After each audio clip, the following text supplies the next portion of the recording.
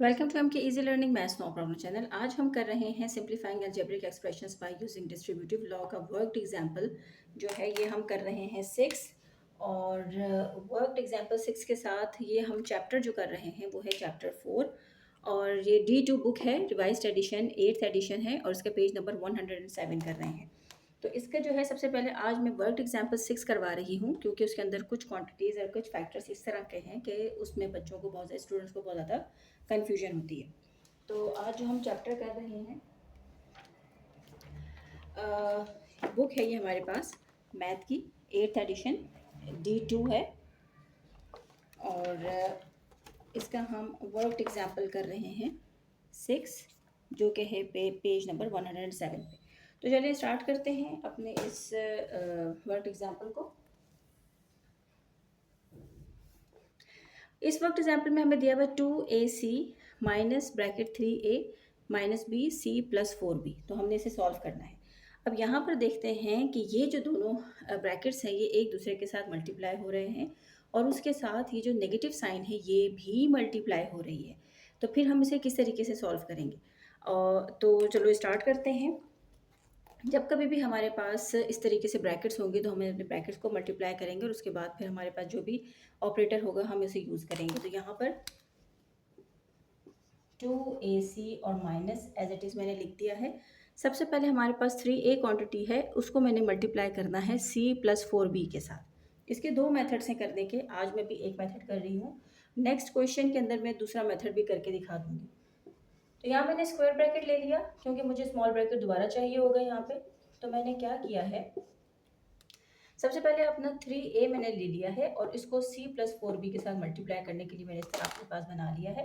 दूसरा मेरे पास है क्वांटिटी माइनस b और फिर उसके बाद दोबारा मैंने c प्लस 4b लिख दिया है अपना स्मॉल ब्रैकेट, उसके बाद स्क्वायर ब्रैकेट क्लोज कर दिया है। तो इस तरीके से हमारे पास ये क्वांटिटी आ गई है 2ac माइनस फिर स्क्वायर ब्रैकेट, ये 3a से हमने अपने इस पूरे ब्रैकेट को मल्टीप्लाई करना है, माइनस b लिया है हमने दूसरा फैक्टर, अब इस फैक्टर से हमने c प्लस 4b को मल्टीप्लाई करना है। तो फर्दर चलते हैं।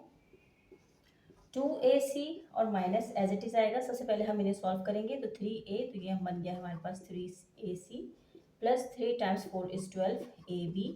अब यहाँ पर करते हैं माइनस bc और minus plus minus 4b square.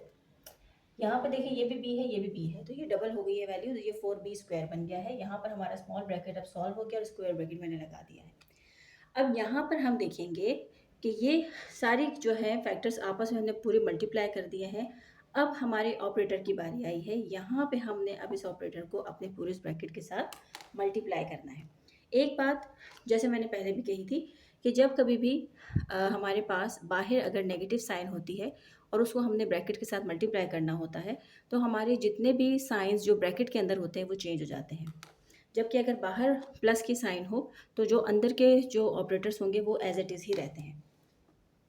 तो चलें अब आगे मल्टीप्लाई करते हैं अपने इस स्क्वायर ब्रैकेट को नेगेटिव टू नेगेटिव से। तो 2ac, अब ये minus plus minus 3ac minus plus minus 12ab minus minus plus bc minus minus plus 4b square. तो ये देखा आपने कि अंदर हमारे पास जितने भी ऑपरेटर्स थे वो सब चेंज हो गए हैं बाहर हमारे पास नेगेटिव साइन की वजह से। अब हम देखेंगे कि कौन से लाइक्स जो है वो टर्म्स हैं, यानी कि लाइक ग्रुप्स जो हैं हम उनको एक जैसा कर देंगे। जैसे यहाँ पर ये ए सी है ये भी ए सी है, अब यहाँ पर ये ए बी है, यहाँ पर और कोई भी ए बी फैमिली नहीं है, बी सी है यहाँ पर कोई भी बी सी फैमिली नहीं है, 4b स्क्वायर है यहाँ पे कोई 4b स्क्वायर नहीं है। तो इसका मतलब है कि सिर्फ ये दोनों जो हमारे पास टर्म्स हैं हम इनको आपस में सब्सट्रैक्ट या ऐड करेंगे। तो यहाँ पे हमें उन्होंने दिया हुआ है प्लस 2ac और यहाँ दिया है माइनस 3ac।